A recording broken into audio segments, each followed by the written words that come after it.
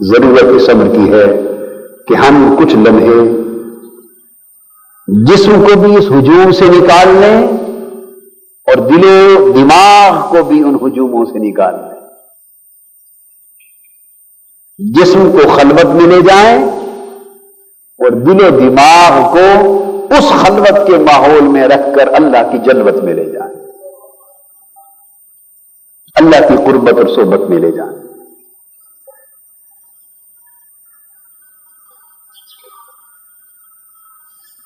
اسی طرح سورہ آل عمران میں جہاں حضرت مریم رضی اللہ تعالی عنہا کا ذکر ہے کہ وہ حضرت زکریا علیہ السلام کی کفالت اور تربیت اور پرورش میں تھی، وہاں بھی محراب یعنی خلوت گاہ اور عبادت گاہ کا ذکر آتا ہے. یہ 10 روز کے لیے ایک خلوت گاہ کا، ایک عبادت گاہ کا تصور آپ کی زندگی میں آیا ہے. 10 روز کے لیے یہ تو ایک ٹریننگ پروسیس ہے، یہ ایک تربیت گاہ ہے. ایک محدود سے عرصے کے لیے ایک تربیت گاہ ہے، ایک مشق کرائی جا رہی ہے. کس کے لیے؟ پورے سال کے لیے، پورے سال کے لیے، کہ یہاں سے چند چیزیں حاصل کر لیں اور انہیں پورے سال اپنی زندگی میں نافذ کریں اور انہیں جاری و ساری کریں. حضرت مریم رضی اللہ تعالیٰ عنہ کے حوالے سے بھی ذکر آیا ہے، کلما دخل علیہا زکریا المحراب وجد عندہا رزقا.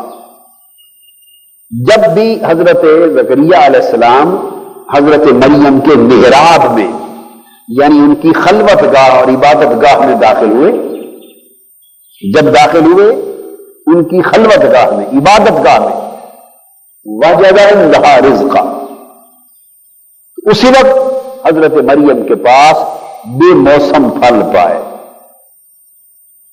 بے موسم پھل پائے. دروازے بند، پھلوں کا موسم نہیں، مگر حضرت مریم کے پاس پڑے. قال انا لک ھذا، حضرت زکریا علیہ السلام نے پوچھا، اے مریم یہ بے موسم پھل تمہارے پاس کیسے اور کہاں سے آ گئے؟ قالت هو من عند اللہ، انہوں نے جواب دیا وہ پھل اللہ کی طرف سے آئے. ان اللہ یرزق من یشاء بغیر حساب، اللہ جسے چاہتا ہے بغیر حساب و کتاب کے عطا کرتا ہے، حساب و کتاب کے بغیر عطا کرتا ہے، بغیر حساب. مطلب کیا کہ پھر وہ نہ موسم دیکھتا ہے نہ دروازے اور اس کے تالے دیکھتا ہے، وہ پھر بغیر حساب اور بغیر اسباب کے عطا کرتا ہے. مگر جو نقطہ سمجھانا چاہتا ہوں، یہ بے موسم پھل کہاں نظر آئے، کہاں پہنچے؟ کلما دخل علیہا زکریا المحراب، وہ خلوت گاہ میں، عبادت گاہ میں. تو معلوم یہ ہوا کہ یہ جو بے موسم پھل ہیں، روحانی لذتوں کے پھل، باری تعالیٰ کی خاص قربتوں کے پھل، اس کے تعلق کے پھل، اس کی بندگی کی کیفیتوں کے پھل، اس کی محبت کی سرشاریوں کے پھل اور اس کی معرفت کی سرشاریوں کے پھل، یہ جو بے موسم روحانی پھل ہیں، روحانی ثمرات ہیں، یہ ہجوم میں نہیں ملتے، خلوتوں میں ملتے. بندہ تنہائی میں جائے تو ملتے، اکیلے میں ملتے، خلوت گاہوں میں، عبادت گاہوں میں ملتے ہیں. سو ہمیں اپنی زندگی کے کچھ لمحے ہر صورت ہجوم سے نکال کر خلوت میں گزارنے چاہیے. اس لیے حضور صلی اللہ علیہ وسلم بھی ابھی نزول وحی بھی نہیں ہوئی تھی، بعثت کے زمانے کے شروع ہونے سے بھی پہلے آپ بھی کئی دنوں کے لیے شہر مکہ کے ہجوم سے نکل جاتے اور 3 میل دور ایک پہاڑ کی غار پر، غار ہرا میں جا کے خلوت گزارتے، خلوت نشینی کرتے، خلوت گزینی کرتے. کبھی 7 دن، کبھی 10 دن، کبھی مہینہ، کبھی 40 دن. اور یہ وہی خلوتیں جاری تھیں، یہ وہی خلوتیں جاری تھیں کہ وہ گھڑیا پہنچی جب پردہ اٹھا دیا گیا، ناموس اکبر آیا، پردہ اٹھا دیا گیا، اور جس کا کلام سننے کی روح منتظر تھی اور طبیعت بےتاب تھی، وہ کلام آ پہنچا۔ جس سے شرف ہم کلامی کے لیے طبیعت بے چین تھی، وہ شرف ہم کلامی نصیب ہوا، مگر وہ لمحہ بھی خلوت میں تھا۔ تو محراب میں خلوت اور تنہائی کی عبادت کی طرف اشارہ ہے۔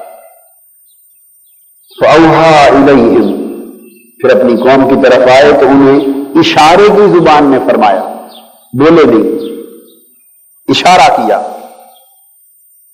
تو رازدارانہ اشارات، اس سے پتہ چلتا ہے کہ رازدارانہ اشارات یہ بھی اہل محبت کا شیوا ہوتا ہے۔ صوفیاء، عرفاء اور عاشق لوگ بہت سی باتیں اشارات میں کرتے ہیں، اور وہ اشارے جن کی سمجھ میں آتے ہیں وہ بات کو پا لیتے ہیں، جن کی سمجھ میں نہیں آتے وہ شور اور غوغا کرتے ہیں۔ صوفیاء اور عرفاء کے اشارات پر بڑا شور و غوغا بھی ہوتا ہے، اس پر طعن و تنقید بھی کی جاتی ہے، مگر یہ وہی لوگ کرتے ہیں جنہیں اشارے سمجھ میں نہیں آتے، اور یہ اشارے ملتے بھی انہی کو ہیں جو زبان بند کرتے ہیں۔ گونگا اشارے کرتا ہے کہ نہیں کرتا؟ گونگا جی، اور پھر آپ نے ایک کہاوت سنی ہوگی کہ گونگے دیاں رمضاں اور دی ماں جان ہے۔ ان لوگ تعلق ہوتا ہے نا گونگے اور اس کی ماں میں، تو وہ اس کی ماں اس کے سارے اشارے سمجھتی ہے، پرایا کوئی نہیں سمجھتا، اپنا اشاروں کو سمجھتا ہے، پرایا کوئی نہیں سمجھتا۔ تو شور وہ مچاتے ہیں جنہیں سمجھ میں نہیں آتے اشارے، اور سمجھ میں کنہیں نہیں آتے وہ جو پرائے ہوتے، وہ جو، اور جو اپنے ہیں وہ تو سارے اشارے سمجھ جاتے ہیں۔ اور یہ جو کاف ہا یا عین صاد، یہ اشارے تو ہیں، اور کیا ہے؟ ہاں، یہ اشارے ہیں۔ الف لام میم، یہ اشارے ہیں۔ تا ہا، یہ اشارے ہیں۔ تا سین میم، یہ اشارے ہیں۔ یاسین، یہ اشارے ہیں۔ اب کیا پتا، ہمیں کیا پتا؟ نہ خاموشی میسر، نہ حکمت میسر، نہ اشارہ میسر، نہ معرفت میسر۔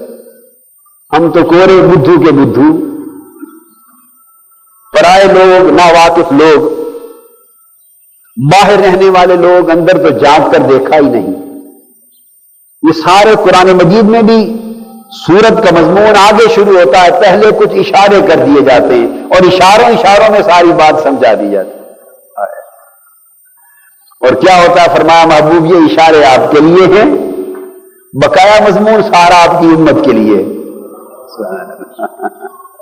بقایا مضمون سارا امت کے لیے، یہ سب کو سمجھ آئے گا، اور اشارے صرف آپ کے لیے، یہ تمہیں کو سمجھ آئیں گے۔ سبحان اللہ۔ اور پھر فرمایا ان سبحوا بکرۃ وعشیا، اشاروں میں کیا بات بتائی کہ صبح و شام کثرت کے ساتھ ذکر کیا کرو اور اللہ کی تسبیح کیا کرو۔ کثرت کے ساتھ صبح و شام اللہ کا ذکر کرنا اور اللہ کی تسبیح کرنا، اس کے بغیر کچھ میسر نہیں ہوتا۔ عطار ہو، رومی ہو، رازی ہو، غزالی ہو، کچھ ہاتھ نہیں آتا بے آہیں سحر گاہی۔ صبح و شام سحر کے وقت اٹھنا اور اللہ سے ہم کلام ہونا، اس کی مناجات کرنا، اس کے سامنے گر گرانا، اس کے سامنے سجدہ ریز ہونا، صبح و شام۔ اور شام خاص طور پہ یہ جو نماز مغرب کے بعد کا وقت ہے، اولیاء کرام نے اور عرفاء نے اس وقت کی بڑی قیمت اور بڑی قدر کی، بڑی اہمیت بیان کی ہے۔ تو نماز مغرب کے بعد کی چند رکعتیں جو نفلی نماز کی اوابین کی، کیا اوابین کی، اس کو بڑی اہمیت دی ہے عرفاء نے، اولیاء نے، اہل اللہ نے، عاشق لوگوں نے۔ بعض تو یہ کہتے ہیں کہ ساری رات سے بڑھ کر یہ وقت زیادہ قیمتی، یہ اول وقت ہے نا رات کا، یہ رات کا اول وقت ہے۔